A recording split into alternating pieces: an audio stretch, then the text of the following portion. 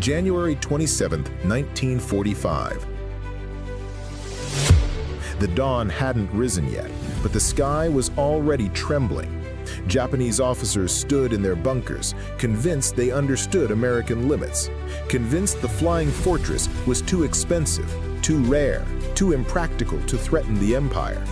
Yet, on this morning, the ground itself vibrated under a truth they never prepared for. The Americans weren't sending a few bombers, they were sending an industrial avalanche. What follows in this video isn't just a battlefield moment, it's the exact day Japan realized its greatest miscalculation. A moment when sound alone told them they had underestimated not American courage, but American production. And once you hear what happened next, your entire view of the Pacific War may change forever. January 27, 1945, Iwo Jima, 05:47 hours. The Pacific dawn came slowly that morning, reluctant, as if the sun itself hesitated to witness what the day would bring. On the volcanic slopes of Iwo Jima, Japanese Lieutenant Colonel Baron Takeichi Nishi stood in the entrance of his underground command post, a cup of bitter tea cooling in his hands. The liquid trembled with each distant rumble, not thunder, but something far more ominous rolling across the gray waters from the east. He had heard this sound before, weeks ago, when the first American bombers came. But this morning, the rhythm was different, deeper, unending. The sound of an empire's industrial heart beating against the shores of Japan itself. 3 years earlier, in the officers' clubs of Tokyo and Osaka, men like Nishi had raised glasses of sake to toast Japan's inevitable victory. They spoke with certainty about American weakness, about a nation too soft, too divided, too dependent on luxury to sustain a real war. The attack on Pearl Harbor had been designed not merely to cripple the American Pacific Fleet, but to break American will before it could even form. Japanese military theorists had calculated that the United States, despite its industrial capacity, lacked the spiritual strength to endure a prolonged conflict across an ocean. They pointed to American love of comfort, to labor disputes in factories, to isolationist sentiment in Congress. How could such a people, they reasoned, stand against the disciplined warriors of the rising sun? Among the weapons they dismissed most thoroughly was the Boeing B-17 flying fortress. Japanese intelligence officers had obtained detailed specifications of the aircraft as early as 1938, when the bomber first entered service. They noted its size, its defensive armament, its operational ceiling. In technical briefings, they acknowledged its range and payload capacity.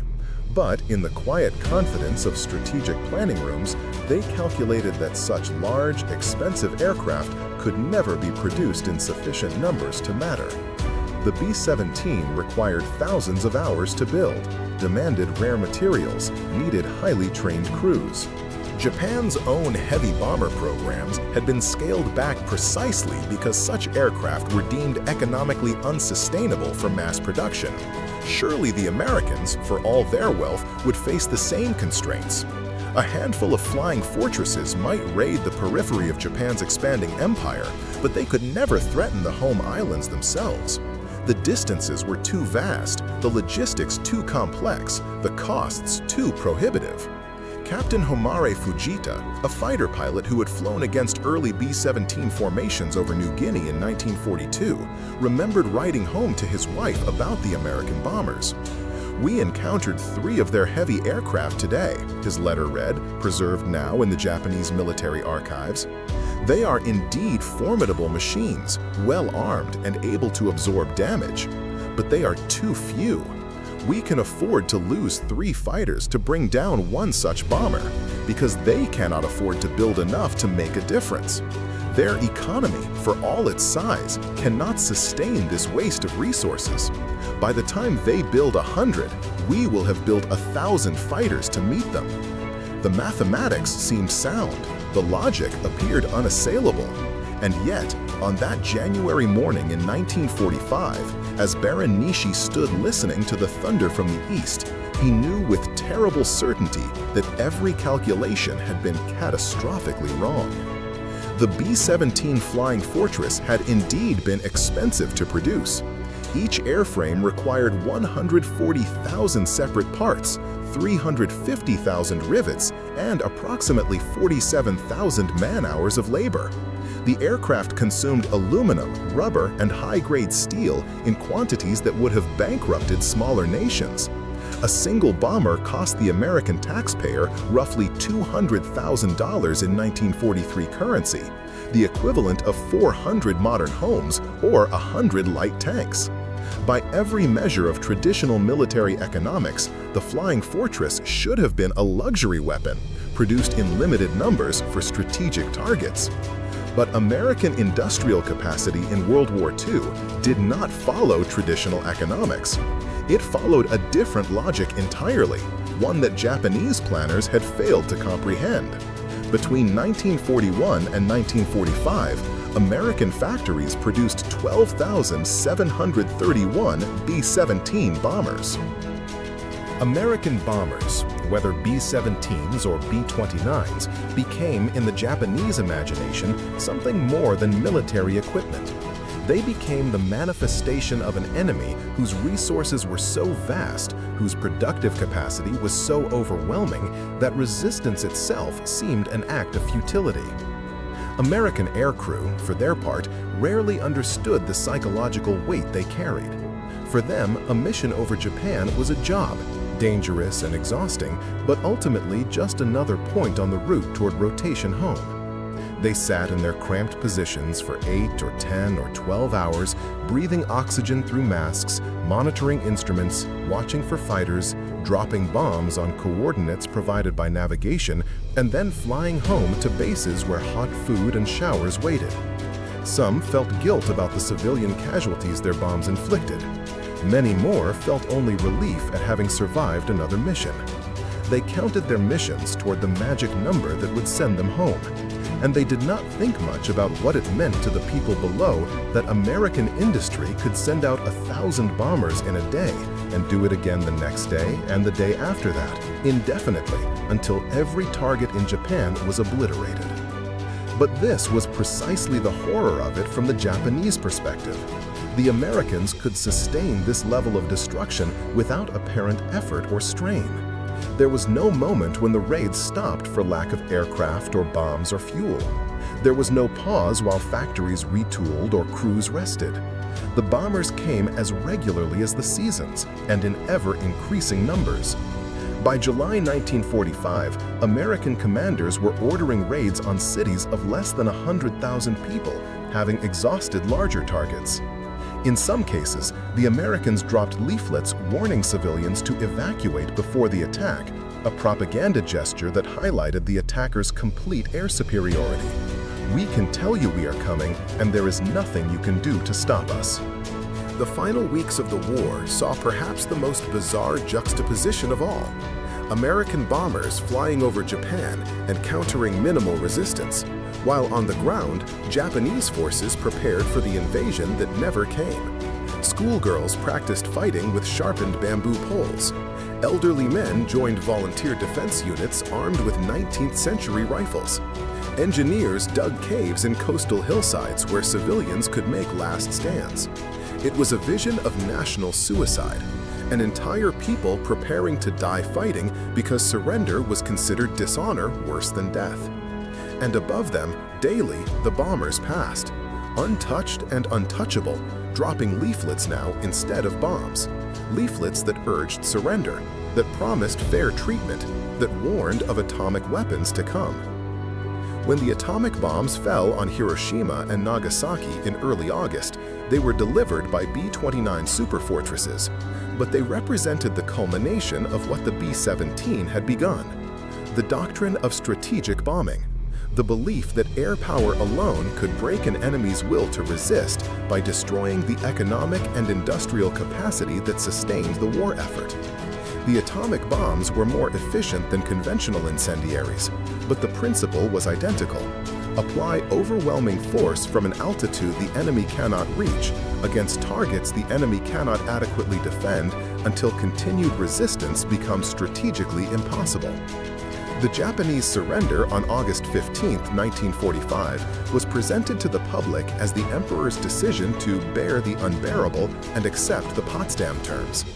But in the private deliberations of the Supreme War Council, the military leaders who had once mocked Americans' soft dependence on machines faced a simple truth. They had been defeated not by superior courage or better strategy, but by superior production. The Americans had built more ships, more tanks, more aircraft, more of everything than Japan could possibly match. And they had done so while also fighting a major war in Europe, supporting British and Soviet forces with massive aid programs, and maintaining a civilian standard of living that remained, even in wartime, far above Japan's. The mocking question from 1941, how could a nation of luxury-loving individualists possibly sustain a total war, had been answered with brutal clarity. They sustained it by building 12,731 B-17 flying fortresses, and then building 3,970 B-29 superfortresses to replace them, and doing it in the span of 4 years while also producing 300,000 aircraft of other types, 88,000 tanks, 2,700 ships, and equipping the largest ground army in American history. Baron Nishi did not live to see the surrender. He died on Iwo Jima in March 1945, in the network of tunnels where Japanese forces held out for 36 days against overwhelming American firepower. His last recorded message, sent to headquarters on March 17, read simply, "We continue to resist." There was no mention of victory, no promise of reversing the tide, just resistance, because that was all that remained. The Americans overhead, on their way to bomb Tokyo, paid no attention to the battle below. Iwo Jima was valuable as an emergency landing strip for damaged bombers returning from Japan, and for that purpose it needed to be captured, but the island itself was merely a step in the larger campaign. The bombers continued their daily missions throughout the battle, and they continued after the island fell, and they would have continued indefinitely, reducing Japan to ashes one city at a time if the atomic bombs and Soviet declaration of war had not finally broken the stalemate in the Supreme War Council. Homade Fujita, the fighter pilot who had written so confidently to his wife in 1942, also did not survive. He was killed in October 1944, ramming his damaged Zero into a B-29 over Formosa after his ammunition ran out. His final letter home, written the night before his death, strikes a different tone than his earlier correspondence. "I no longer think about victory or defeat. I think only about doing my duty and dying well. The Americans have more aircraft than we have bullets. This is a fact, not defeatism. But we are not fighting for victory anymore. We are fighting for time, so that perhaps some honorable peace can be negotiated. If my death buys one more day for such negotiations, it will not have been wasted." No peace was negotiated. Fujita's sacrifice, like thousands of others, bought nothing but a few more months of destruction. In the archives of the United States Strategic Bombing Survey, compiled in the months after the war, Japanese military officers and government officials were interviewed extensively about the impact of the bombing campaign. Their responses were remarkably consistent. When asked what single factor most contributed to Japan's defeat, they did not cite the atomic bombs, or the Soviet entry into the war, or the destruction of the Navy, or the submarine blockade, though all of these were mentioned. The most common answer was simply American industrial production. And when pressed to identify the symbol of that production, many pointed to the heavy bombers that had filled the sky in the war's final year. One former colonel, whose name is redacted in the documents, stated, "We knew abstractly that America was a wealthy nation, but we assumed wealth could not be mobilized quickly for war. We were wrong. The speed with which they transformed peaceful industries into war production exceeded anything in military history. By the time we understood what we were facing, it was already too late. The flying fortresses we dismissed in 1941 were bombing our cities by 1944 in numbers we could not have imagined. That was when I knew we had lost. The B-17 itself, in the Pacific theater, was largely replaced by the B-29 for the final assault on Japan, but its legacy was inescapable. Every tactical doctrine, every formation strategy, every navigational technique used by the B-29 crews had been developed and refined by B-17 units over Europe. The maintenance procedures, the crew training programs, the logistics of supporting long-range heavy bomber operations, all of this institutional knowledge transferred directly from the European theater to the Pacific. The men who planned the Tokyo raids had cut their teeth planning raids over Berlin. The navigators who found their targets through clouds over Japan had learned their craft finding targets through clouds over Germany. The entire apparatus of strategic bombing that devastated Japan in 1945 was built on the foundation of the Flying Fortress, which had proven that such bombing was possible, sustainable, and ultimately decisive. There is a photograph taken in August 1945 on Tinian Island that captures something essential about this story. It shows a line of B-29 superfortresses on a runway extending to the horizon, each aircraft being loaded with bombs for the night's raid on Japan. The photograph was taken from an elevated position, perhaps a control tower, and the angle emphasizes the seemingly endless procession of bombers. There are at least 50 visible in the frame, and the line continues beyond what the camera can capture. Ground crews swarm around each aircraft, loading bombs, filling fuel tanks, checking systems. The image is matter-of-fact, almost industrial in its composition. There is nothing dramatic or heroic about it. It simply documents a day's work preparing for a night's mission. But this very mundanity is what makes the photograph devastating. This is not a special raid, not a maximum effort, not a desperate gamble. This is routine. This is what American industrial capacity looked like in 1945. A horizon filled with heavy bombers, each costing hundreds of thousands of dollars, each carrying tons of explosives, each crewed by 10 highly trained men, and there are hundreds more at other bases.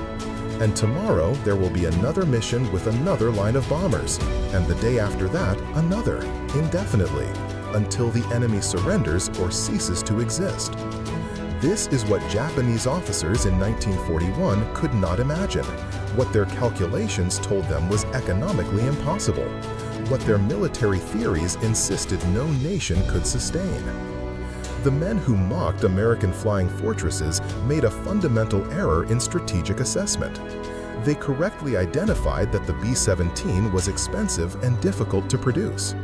They correctly calculated that traditional military economics would limit production to modest numbers.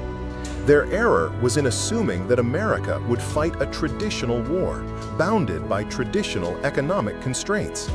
But the United States in World War II was not fighting a traditional war.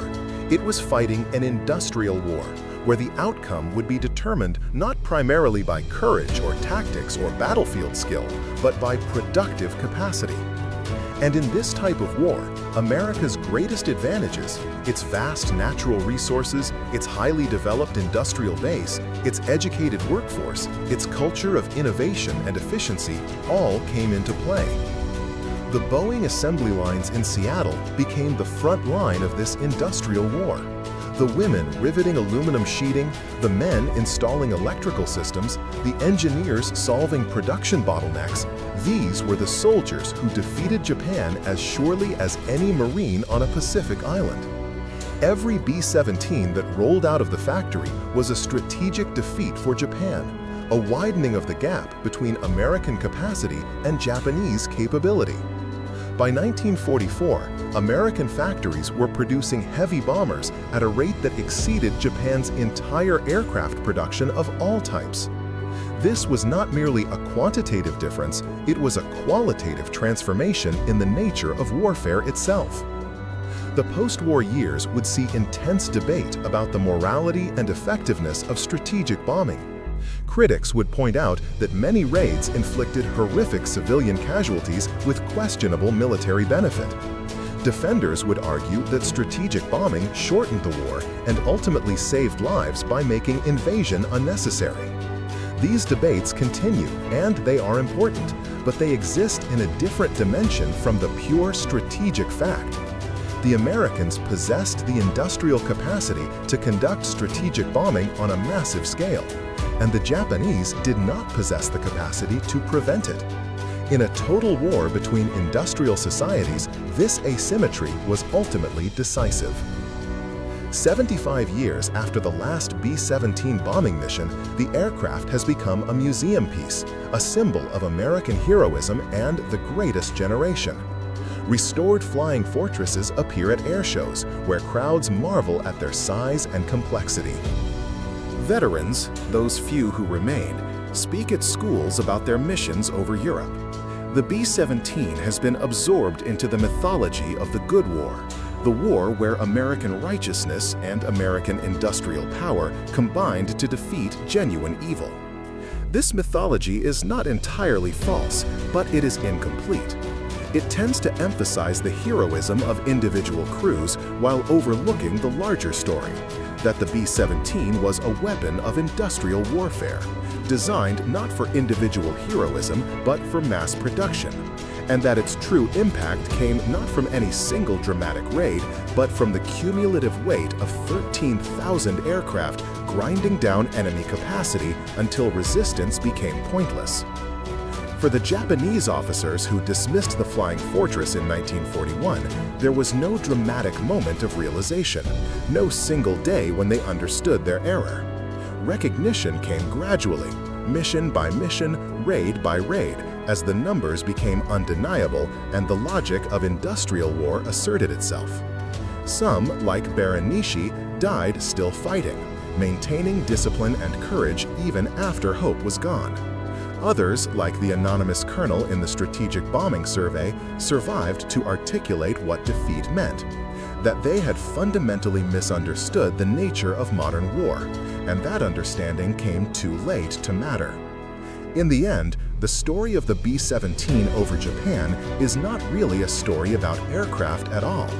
It is a story about miscalculation, about the gap between assumption and reality, about what happens when military strategy collides with industrial capacity. The Japanese military made many errors in the Pacific War, but perhaps the most fundamental was underestimating not American courage or skill, but American production. They looked at the B-17 Flying Fortress and saw an expensive luxury, a weapon that would appear in small numbers and remain strategically marginal. They did not see the assembly lines behind it, the training programs supporting it, the economic system sustaining it. They did not imagine 700 such bombers over Tokyo, or 70,000 workers building them in Seattle, or a nation that could produce such weapons while simultaneously fighting another major war on the far side of the planet. This failure of imagination, more than any battlefield defeat, sealed Japan's fate. The officers who mocked the Flying Fortress learned their error, but they learned it too late, looking up at a sky dark with the very aircraft they had dismissed, the drone of engines announcing the price of miscalculation. And that sound, that persistent drone, became the sound of industrial modernity itself, the rhythm of an empire learning what total war truly meant in an age when production was power and America's factories had become arsenals of democracy that Japan could never match, never counter, never escape. Not dozens, not hundreds, nearly 13,000 of the massive aircraft, rolling off assembly lines that worked 24 hours a day, 7 days a week, in shifts that never stopped. The Boeing plant in Seattle became a cathedral of rivets and wing sections, where women who had never touched industrial tools before the war now built bombers with a precision that matched or exceeded the finest craftsmen.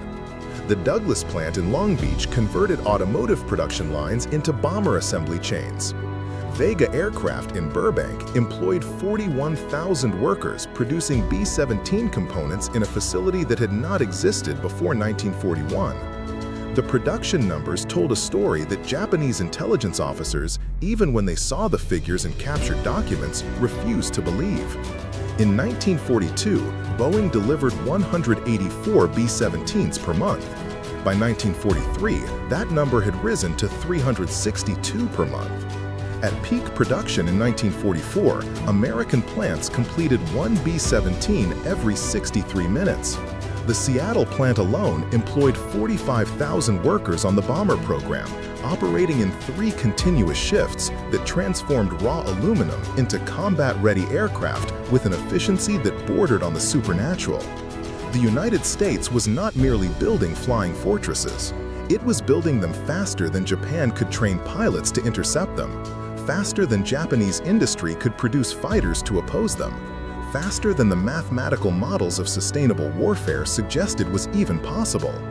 Sergeant Yoshio Takahashi, an anti-aircraft gunner stationed near Osaka, kept a personal diary throughout 1944 that captured the gradual Japanese recognition of this terrible truth.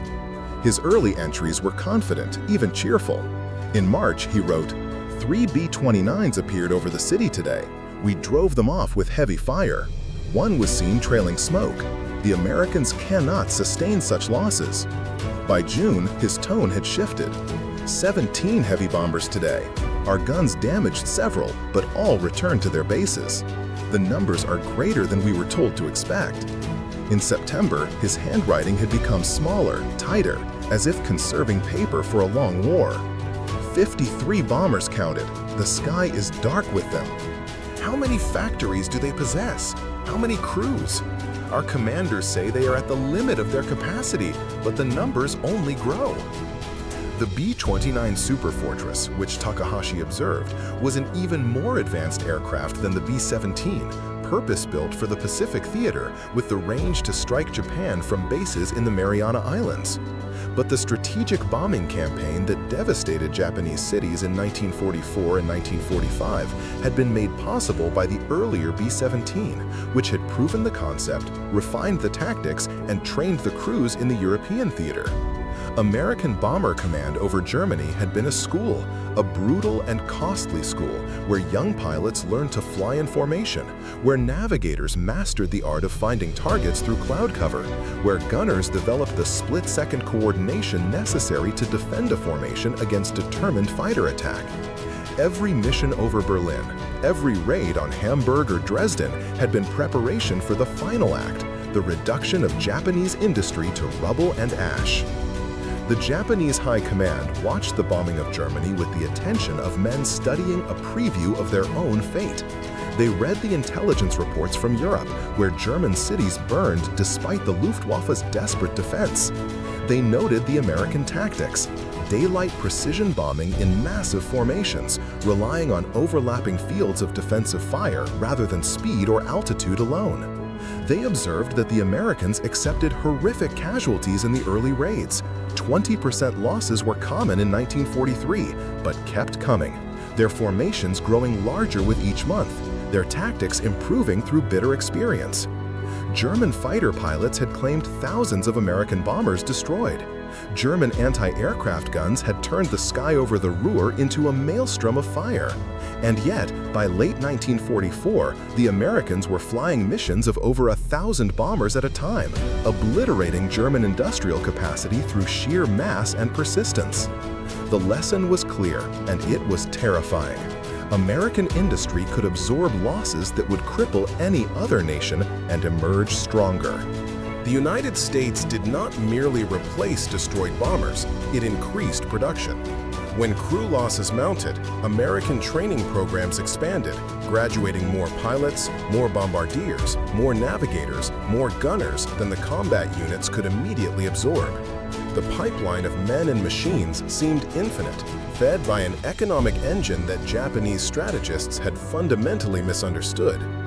Colonel Masanobu Tsuji, a staff officer in the Japanese Imperial Headquarters, wrote in his classified assessment of January 1945, "We calculated American will, but we failed to calculate American capacity.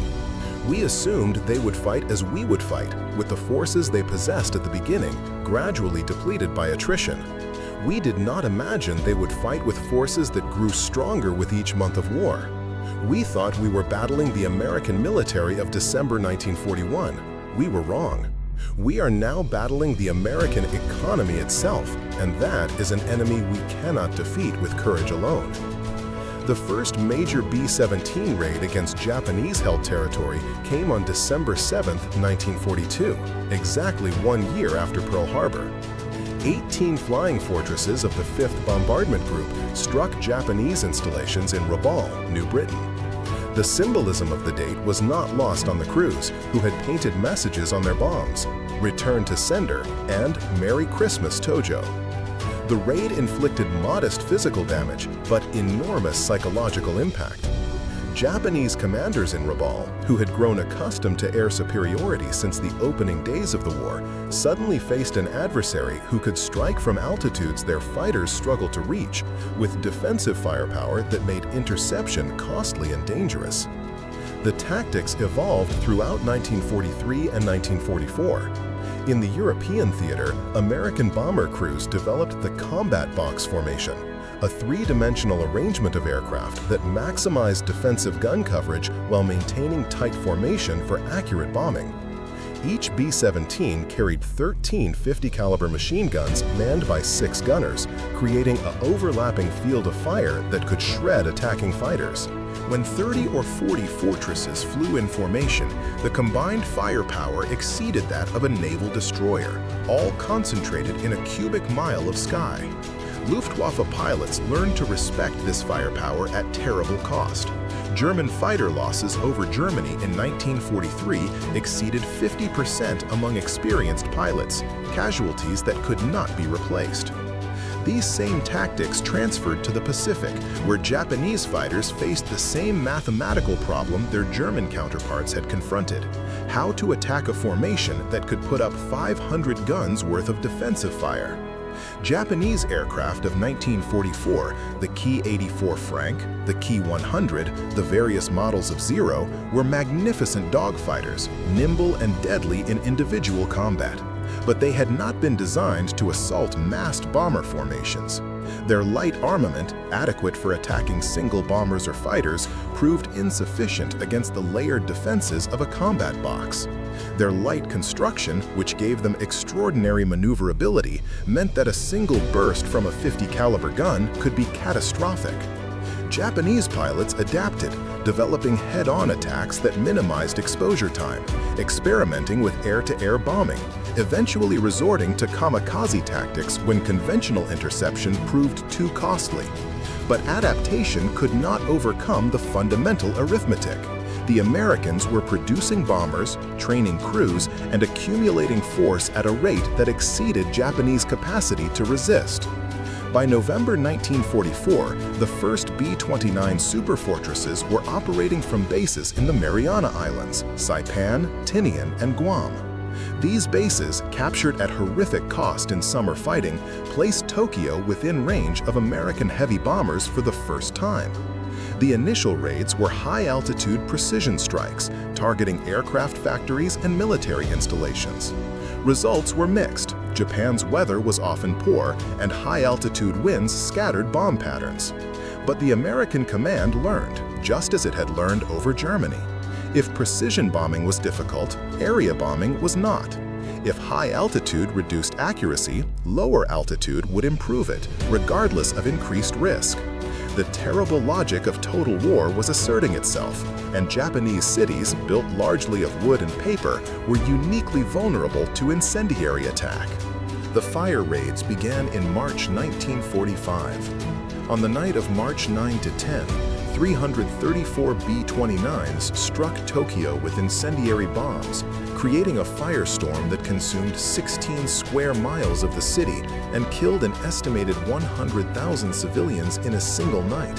It was the deadliest air raid in human history, exceeding even the atomic bombings that would come later. The heat was so intense that water in the canals boiled. Glass melted in windows. People caught in the open were incinerated so completely that they left no remains. Only shadows burned into pavement. Survivors spoke of seeing flames that seemed alive. that pursued fleeing crowds with purposeful malevolence, that consumed oxygen so rapidly that people suffocated before the fire could reach them. The B-17 was not used in these Pacific raids. By 1945, the longer-range B-29 had become the primary strategic bomber against Japan.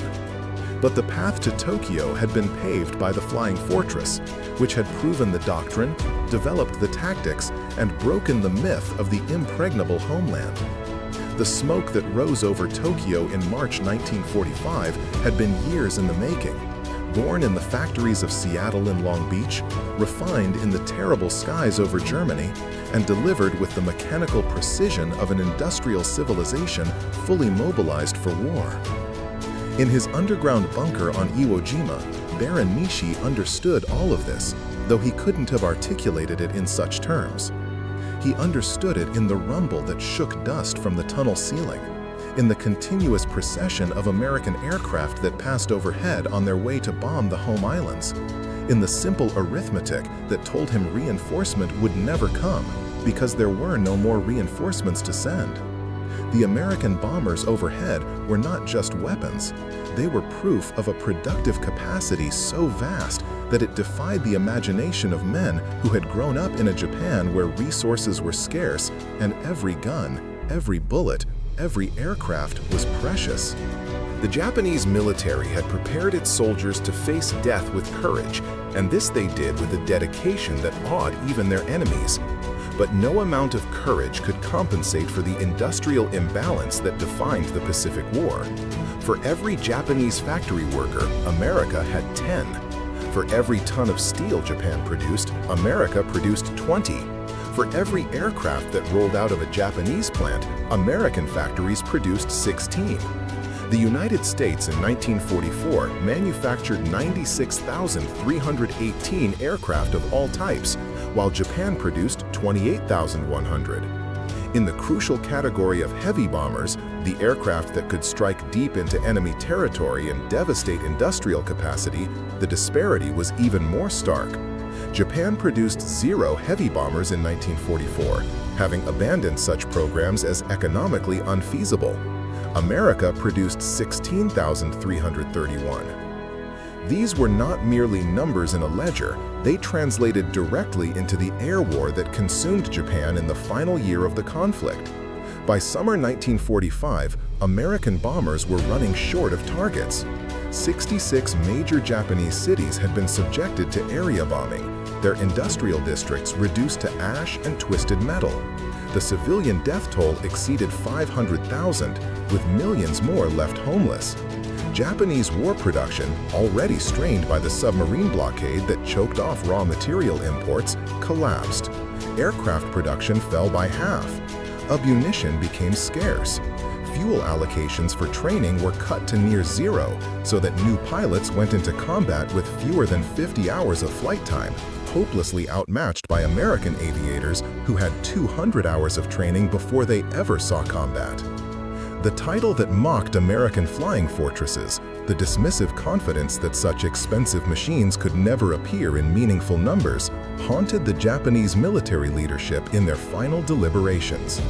In the Supreme War Council meetings of August 1945, as the leadership debated whether to accept the terms of the Potsdam Declaration or continue fighting to the point of national extinction, the specter of American air power loomed over every calculation. Even if Japan could somehow mobilize enough civilians with bamboo spears to contest an American invasion of the home islands, even if every man, woman, and child fought to the death, what would it matter when American bombers could simply burn every city to the ground from altitudes Japanese forces could not reach? The samurai code taught that death in battle was honorable, but what honor existed in dying beneath incendiary bombs while America lost not a single soldier? The psychological impact of the bombing campaign cannot be separated from its physical effects. Japanese civilians in the last months of the war lived in a state of constant terror, never knowing when the air raid sirens would sound, never certain that their neighborhood would survive the night. The social fabric began to fray. Government credibility, built on promises of eventual victory, evaporated in the smoke of burning cities.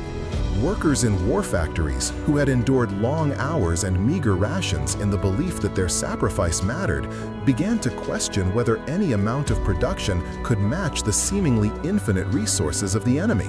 Soldiers at the front, still fighting with discipline and courage, received letters from home describing devastation beyond imagination and wondered what they were defending if the homeland itself was being methodically erased. The symbol that haunted Japanese consciousness in those final months was not a single weapon or image, but a sound. The drone of high-altitude engines, distant and untouchable.